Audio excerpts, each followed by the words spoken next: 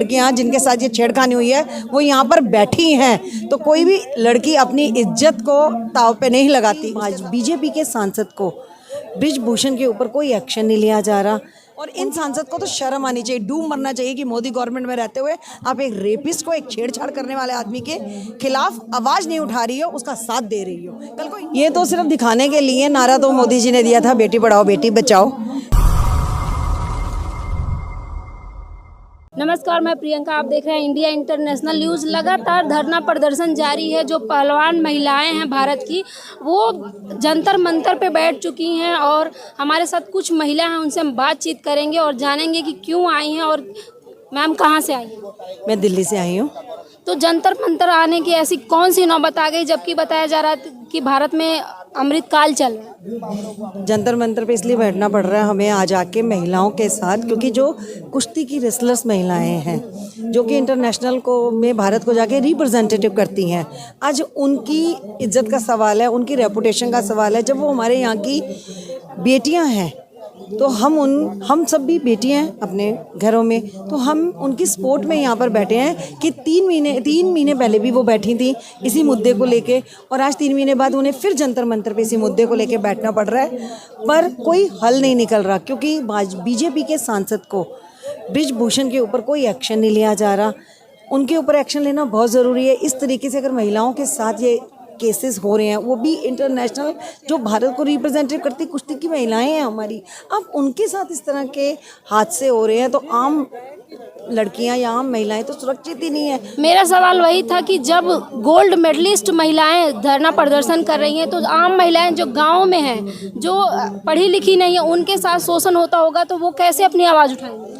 उनको आवाज़ उठानी चाहिए, पर हमारे जो भारत में ये कहा जाता है ना, बातों को दबा दिया जाता है। महिलाओं को शुरू से बचपन से यही सिखाया जाता है कि तुम्हारे साथ गलत हो रहा है पर तुमने आवाज़ नहीं उठानी, क्योंकि इज्जत बहुत प्यारी होती है। अगर हम इज्जत को सोच के अपनी आवाज़ ही नहीं उठाएंगे तो ऐसे हाथ से बृजभूषण जैसे गुंडे पनपते रहेंगे।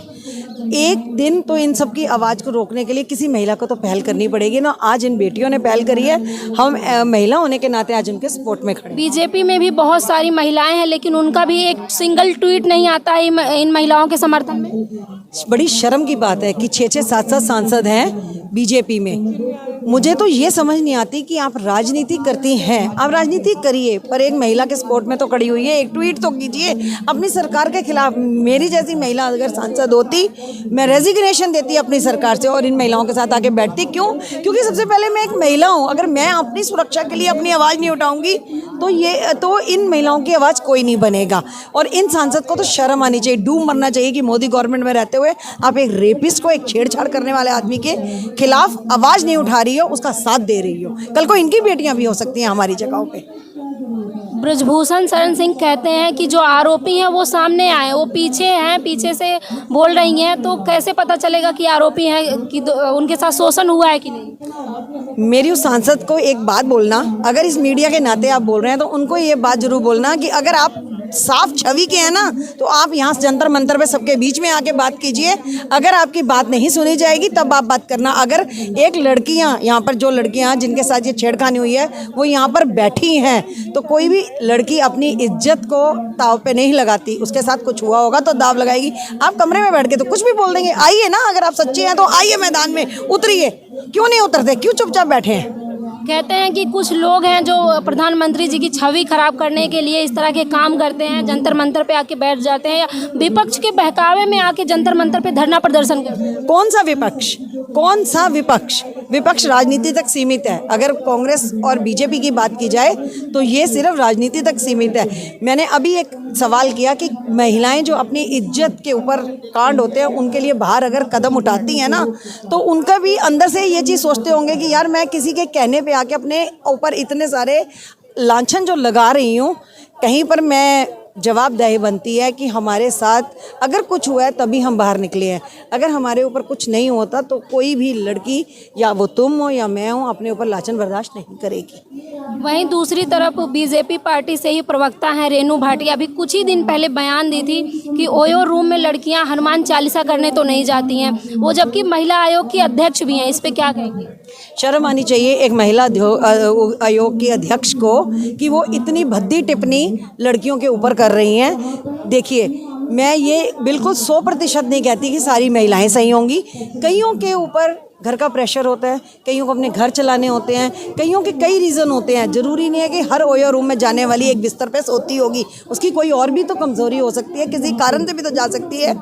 इसका मतलब ये नहीं है कि सारी महिलाएं गलत हो गई। कुछ चंद महिलाएं अगर हों भी तो उसके कारण सारी महिलाओं को नहीं आप गलत बोल सकते। बीजेपी पार्टी बड़े बड़े दावे करती है कि महिला सशक्तिकरण हुआ है। जब से 2014 के बाद से, जब से केंद्र में बीजेपी की सरकार आई है, डबल इंजन की सरकार, आप देखेंगी चौराहों पे, गलियों में, तो हमारा ईमान, महिलाओं का सम्मान, ऐसे तमाम होर्डिंग बैनर आपको दिख जाते हैं। तो इस पे क्या कहेंगे? ये तो सिर्फ दिखाने के लिए नारा तो मोदी जी ने दिया था, बेटी पढ़ाओ बेटी बचाओ। उनसे एक सवाल है, बेटी बचेगी तभी पढ़ेगी ना। जब बेटियां ही आपके राज में बच ही नहीं रही हैं, उनके साथ इस तरह के कांड होते हैं, तो बेटियों के लिए जो आप लगाते हैं बैनर्स, ये सिर्फ दिखावे की राजनीति करते हो। बहुत हो गई अब उनकी राजनीति। उनके जितने भी सांसद हैं, ये जो सब इतने बड़े बड़े बेटियों को लेकर नारे या दावे करते हैं, सब खोखले होते हैं उनके। एक तरह से आप देखिए कि कहा जाता है कि जब से बीजेपी पार्टी आई है तब से ही महिला सशक्तिकरण बहुत तेज हो गया है। तो क्या ये सच नज़र आता है आपको? बिल्कुल सच नज़र आता है, क्योंकि जिस दिन से इनकी सरकार आई है, ये महिला सशक्तिकरण की बातें करते हैं। यहाँ पर कोई सशक्तिकरण नहीं, उल्टा महिलाएं बर्बाद पे हो रही हैं, दिन पर दिन बर्बाद होती जा रही है। दिन पर दिन उनके ऊपर केसेस बढ़ते जा रहे हैं, अत्याचार बढ़ते जा रहे हैं, चाहे वो डोमेस्टिक वायलेंस दे लो या जिस तरह की छेड़खानियाँ समझ लो या रेप समझ लो। जब ये महिलाएं गोल्ड मेडल लेके आती हैं, भारत की कुश्ती संघ की ये जो लड़कियां हैं, जब गोल्ड मेडल लेके आती हैं तो भारत का विदेशों में भी डंका बजता है। तब जाके प्रधानमंत्री इनके साथ बड़े बड़े फ़ोटोज़ खिंचवाते हैं, अपने सोशल मीडिया पे जारी करते हैं और बहुत खुशी जाहिर करते हैं कि भारत का नाम रोशन हो रहा है। लेकिन आज जब यही महिलाएँ जंतर मंतर पे हैं, तब प्रधानमंत्री एक सिंगल ट्वीट क्यों नहीं करते? यही सवाल मेरा भी है उनसे, जो आप मुझसे पूछिए, मेरा भी यही सवाल है कि प्रधानमंत्री जी चुप्पी क्यों? जब इनके साथ आप फोटो खिंचवा सकते हैं तो आज इनकी सपोर्ट में आके खड़े हुई है ना। आज आपने चुप्पी क्यों साल दी किया? क्योंकि आपका अपना सांसद इसमें इन्वॉल्व है, और ये बात आप बहुत अच्छी तरह जानते हैं। यानी कि बीजेपी सह दे रही है। बिल्कुल दे रही है बीजेपी। आप देख लीजिए 2014 से लेकर ज़्यादा ही रेप केस बढ़े हैं। कौन सा रेप केस ऐसा है जो उन्नाव उठा लीजिए, हाथरस उठा लीजिए। अगर ये सच्चे होते तो रातों रात उस लड़की को क्यों जला देते? अगर आप सच्चे थे तो मत जलाते, ना करने देते उसके लिए कार्रवाई। क्यों नहीं आपने करने दी? क्योंकि आपको पता था कि गुनहगार आप ही के बीच में से है, तभी आप उनका साथ देते हैं। आप बोल नहीं सकते, यही कारण है।